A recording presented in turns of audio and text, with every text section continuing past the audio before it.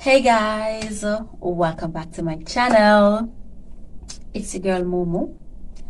And before I get into the video, I just want to give a big shout out to my co-workers. Upstairs, downstairs, across the road, field workers. Guys, I appreciate the love and the support.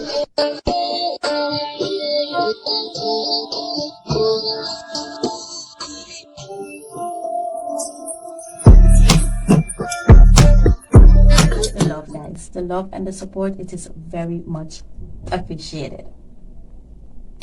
So without further ado, let's get into the video. As you can see from the title, today I have a story time.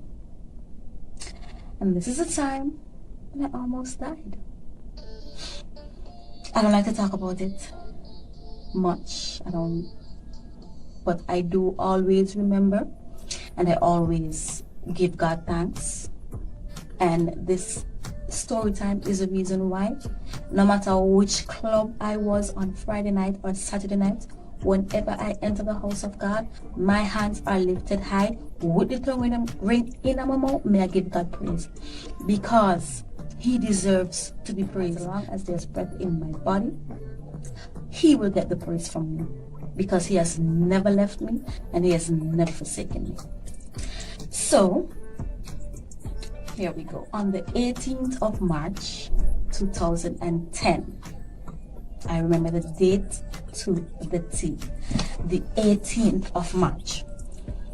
In high school, I used to play netball. I started playing netball in high school. Me and my friend, my best friend at the time, her name was Chantel. I don't think she would mind me calling her name.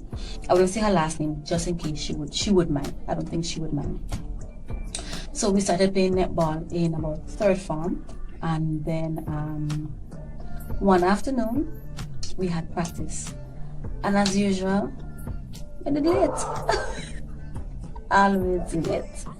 So I was late, and then when I went to practice done, I think, or maybe everybody didn't show up. I don't remember the details so much. Anyways, I remember combing one of our friends here, and then it was 4 of us, and we walked to the, Daddy picked us up. Big up to my daddy. That the high and I dumper truck there. We got anywhere in that, heels and all.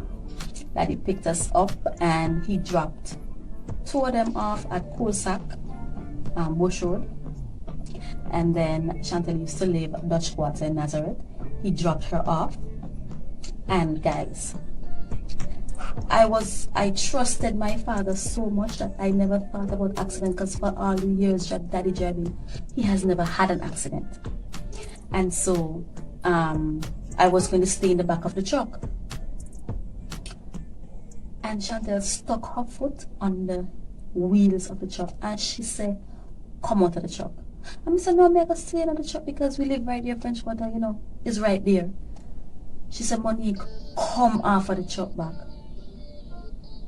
I said, "For what?"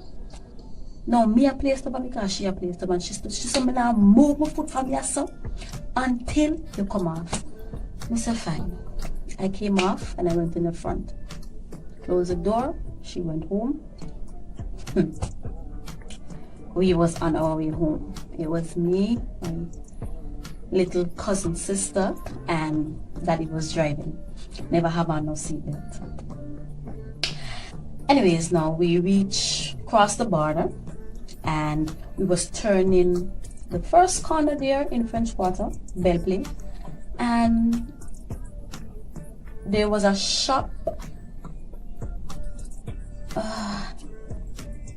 I don't know what to explain. It was the first shop in French Quarter. It was a shop, then it was a restaurant, and I don't know what it is now. Don't remember what it is now. But we were turning there because Daddy wanted oil for the truck. And this drunk man coming from the squatter side, overtaking around the corner, he overtake a line of cars, drunk like that. It was like in a bad day, like, because it was like, I don't know what time it was, but maybe about 6 o'clock, so, because he was coming from netball practice. I don't remember what day it was, like if it was a Saturday or a day after school. Most likely, it probably was a day after school. I don't remember. Or maybe a Sunday, I don't remember. Anyways, so he coming overtaking a line of cars that he turned to enter the shop, and he hit us. Turned the truck back facing Dutch Quarter. That's how hard he hit us. Now, I don't understand how this happened, but it's like the road was like this, and the truck turned, and like the wheels, it lose balance, so that it just flip over.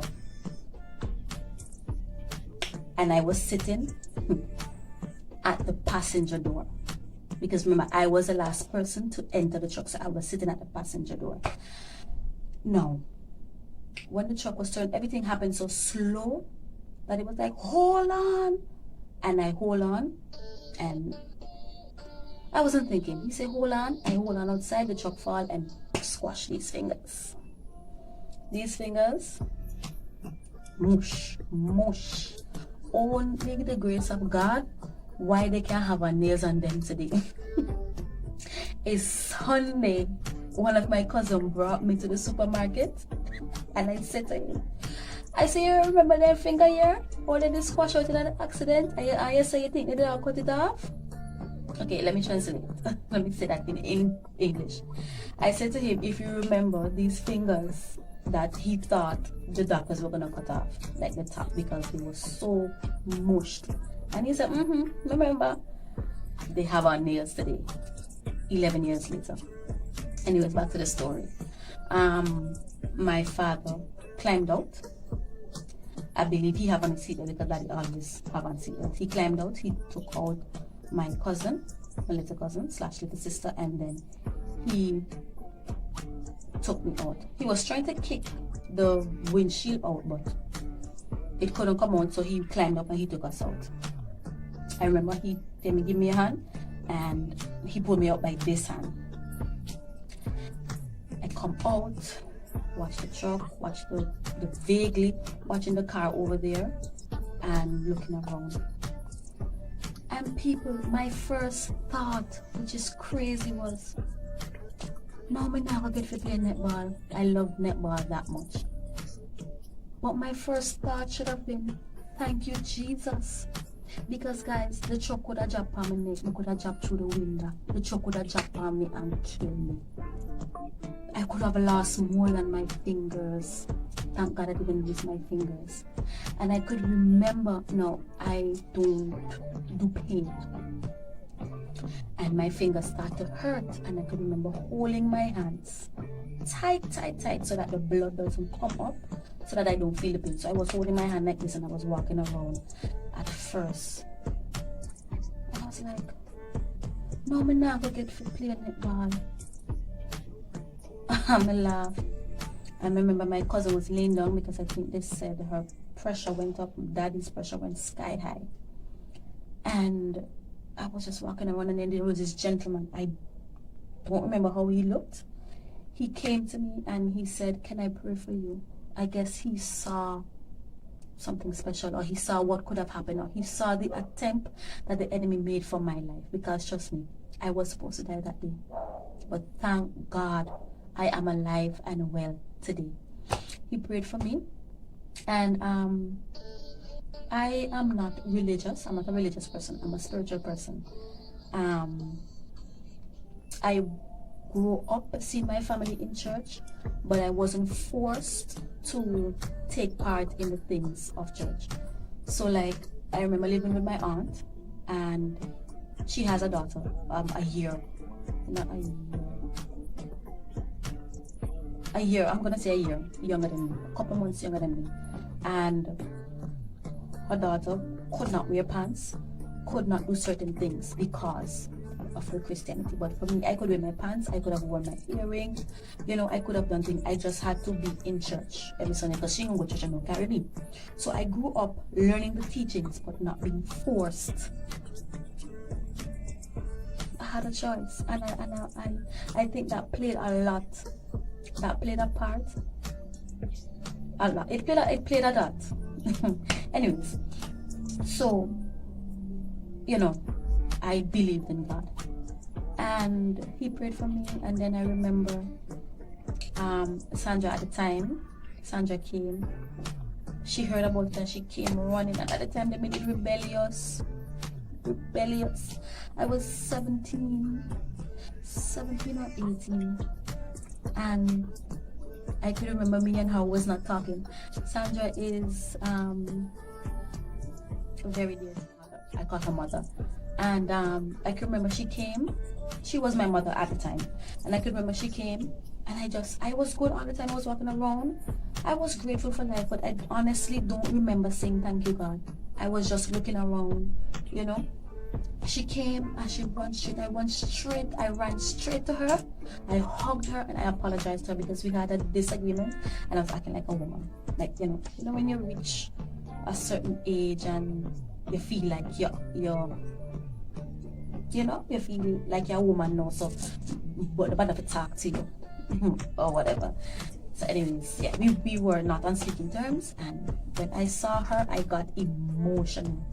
I ran to her and hugged her. She hugged me.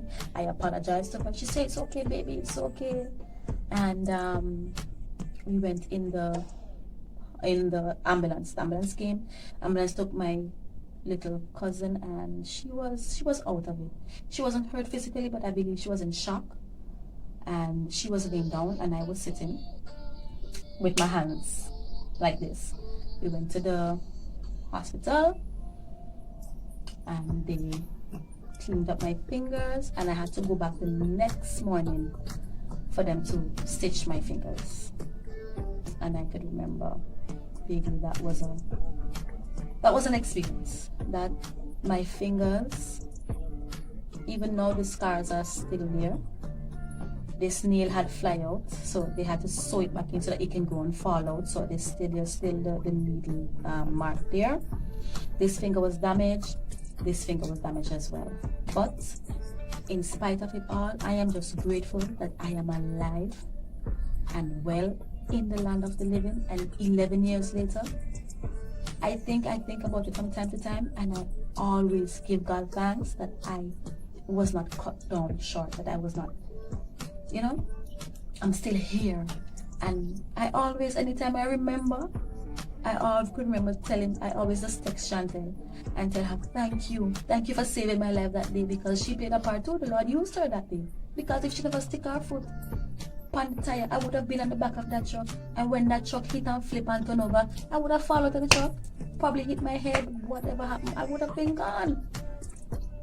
So yes, guys, that was the time. That was a time, one of many times when I was almost gone. And that is why, no matter where me bed, Friday or Saturday night or Thursday night or any night of the week where I go out and drink and party, when I enter church on Sunday or Saturday or any day that I go into the house of God, I give Him praise, because He is the one that made me. And I don't care who are watching. I say, but no, she does go out, but no, she this. Yes, me same one.